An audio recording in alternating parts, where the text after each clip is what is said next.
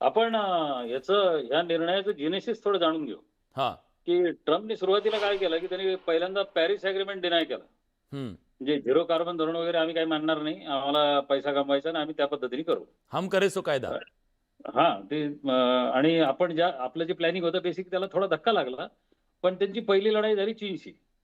हं. चीननी त्याला अद्दल घडवताना काय केलं, की चीन हा सगळ्यात मोठा इम्पोर्टर आहे सोयाचा. आणि चीननी सोयाबीन इम्पोर्ट करताना म्हणजे पर्सनल डंपिंग प्रकार करतात ते. सगळ्यात जास्त अर्जेंटिना आणि ब्राझीलकडून घेतलं. याला तसंच ठेवलं. हं, हं. त्यांना तो फटका बसला. त्यांचा आणि आपला व्यापार पाहिला तर शेतीमालाचा एकूण व्यापार जो आहे, त्याच्यात 75% आपला एक्सपोर्ट आहे आणि 25% इम्पोर्ट आहे. म्हणजे $6 बिलियन आपला एक्सपोर्ट आहे त्यांना आणि साधारण $2 बिलियन खाली इम्पोर्ट करतो आपण त्यांच्याकडून. हं. त्यांच्याकडून जे आपण इम्पोर्ट करतो, त्यामध्ये $1 बिलियन पेक्षा जास्त हे ट्री नट्स आहेत. ट्री नट्स म्हणजे बदाम आहेत, हेझलनट्स आहेत. हे इतर जे सगळे पदार्थ असतात ते आहेत. आणि त्याच्यात त्यांना जास्त इंटरेस्ट आहे. ह्याशिवाय इथेनॉलचं इम्पोर्ट वाढत चाललाय आपला. त्याचं कारण असं आहे, की अमेरिकेतून इम्पोर्ट केलेल्या इथेनॉलचा आपण केमिकल ऑइल्स जे असतात इंडस्ट्रियल ऑइल्समध्ये वापर केला जातो, केमिकल्समध्ये वापर केला जातो.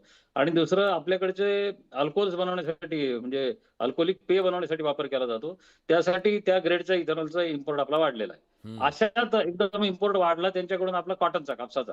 कारण आपण विजयभाऊंनी सांगितलं होतं, की आपण झिरो कॉटन ड्युटी करून टाकली म्हणून. हं. पण एकूण जर पाहिलं तर त्याच्याकडे विकायला काय आहे तर 3 मेन पदार्थ आहेत. हां. त्यांच्याकडे आहे सोयाबीन, त्यांच्याकडे आहे कापूस आणि त्यांच्याकडे आहे डेअरी पदार्थ. तर कापूस ते सगळं देतील का आपल्याला? कापसासाठी आपले धोरणकर्ते काय करतायत? तर पहिल्यांदा बजेटमध्ये कापसाच्या व्हॅल्यू चेनची घोषणा झाली आहे हं. कालच्या बजेटमध्ये. हां. आणि तिथं शेतकऱ्याच्या मुलांना उद्योजक बनवण्याचं ध्येय किंवा उद्योजक बनवण्याचा उद्देश पहिल्यांदा आपण ठेवलेला आहे. हं. त्यामुळे यामध्ये भारत सरकारने अमेरिकेच्या करारामध्ये जाताना 2-3 गोष्टी केल्या. आधी युरोपियन करार केला. चीनचं काय झालं ते पाहिलं बारकाईने. हां. आपले जे प्रॉडक्ट्स आहेत, त्याच्यामध्ये मेन इम्पोर्ट आपले काय आहेत, तर आपले एडिबल ऑइलचा इम्पोर्ट फार जास्त आहे.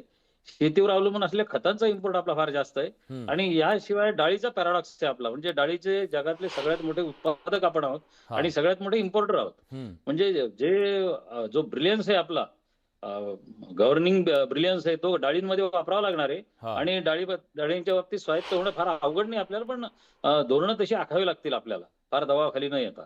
बरं. आता पण प्रश्न आहे एक मुद्दा कापसाचा. तर सर, एक मुद्दा कापसाचं थोड्या वेळापूर्वी जो सरांनी सांगितलेला मुद्दा त्या अनुषंगाने मी विचारतोय, की आपल्याला तर जागतिक दृष्ट्यानं सबसिडी देण्यासाठी आपल्यावर निर्बंध. आपण सबसिडी देऊ शकत नाही आणि सरकारकडे पैसा पण. ते मात्र देणार त्यांच्या शेतकऱ्यांना. मग अशा परिस्थितीत स्पर्धा कशी होणार? आणि ती स्पर्धा जर आपल्याला त्यांच्यासोबत करायची असेल, जर समजा याच्यातून बाजारपेठ खुली झाली, तर मग आपल्या शेतकऱ्यांना कसं करायचं?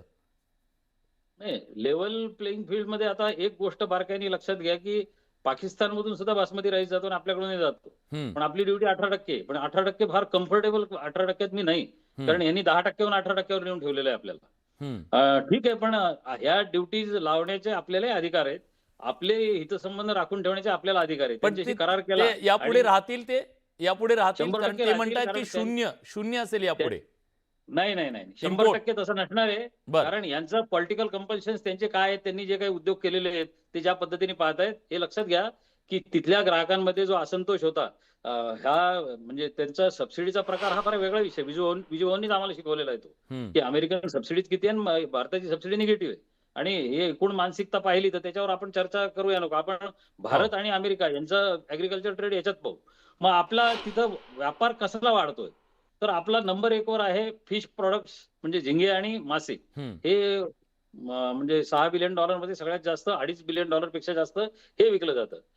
तुम्हाला आश्चर्य वाटेल, आपल्याकडून कारळ आणि जवस तिथं जास्त विकला म्हणजे काही पटीत वाढतीये आता. बरं. ह्याशिवाय आपल्याकडून रेशमी कापडाची मागणी सातत्याने त्यांच्याकडून वाढतीये. आणि इतर मिसेलेनियस पदार्थ अनेक आहेत, की जे सातत्याने अमेरिकन लोकांकडून मागितले जातात. बासमती राईस मागितला जातो, नॉन बासमती राईस मागितला जातो. आणि इंडियन डायस्पोरा तिथला प्रचंड प्रचंड श्रीमंत. म्हणजे इंडियन डायस्पोरा फक्त नाही तर श्रीलंकन लोक, बांगलादेशी लोक, इंडोनेशियन लोक, पाकिस्तानी लोक, काही अरबी लोक, काही आफ्रिकन लोक, जे इंडियन फूड हॅबिटचे आहेत. त्यांच्याकडून आपल्या मागण्या वाढतायत आणि हे अत्यंत अस्वस्थ होते. हे 500%, 25%, 50% हे पण जे मग काय चालू आता जे होतं ते. 18% आहे ते शेतीमालावर सुद्धा असणार आहे? हो, हो. शेतीमालावर असणारे आणि इंडिव्हिज्युअल पेपर्स आपल्याकडे आल्यानंतर आपल्याला बारकाईने समजेल, हां, हां, की हां. ते काय ठीक आहे. आहे. पण याच्यावरचं उत्तर काय आहे? तर तुम्ही खेड्यामध्ये म्हणजे शेतकऱ्याला फक्त शेतकरी न ठेवता त्याची प्रायमरी प्रोसेसिंग करणारे शेतकरी जर तयार केले, तर अमेरिकाच नाही तर जगातल्या कुठल्याही देशाला आपण उत्तर देऊ शकू. पण जे ट्रेड डिफिसिट आपलं आहे, ते तेलांमधलं आहे आणि ते अमेरिकेसोबतचं नाहीये. हां. म्हणजे जर आपल्याला अर्जेंटिनाच्या ऐवजी अमेरिकेकडून घ्यावं लागलं आणि त्याचे काही बेनिफिट मिळाले, तर ते पाहावे लागतील. त्याच्यासाठी जरा ब्रिलियंट पाठपुरावा लोकप्रतिनिधींचा लागणार आहे, अभ्यासकांचा लागणार आहे, तुमचाही लागणार आहे, आमचाही लागणार आहे. नक्कीच.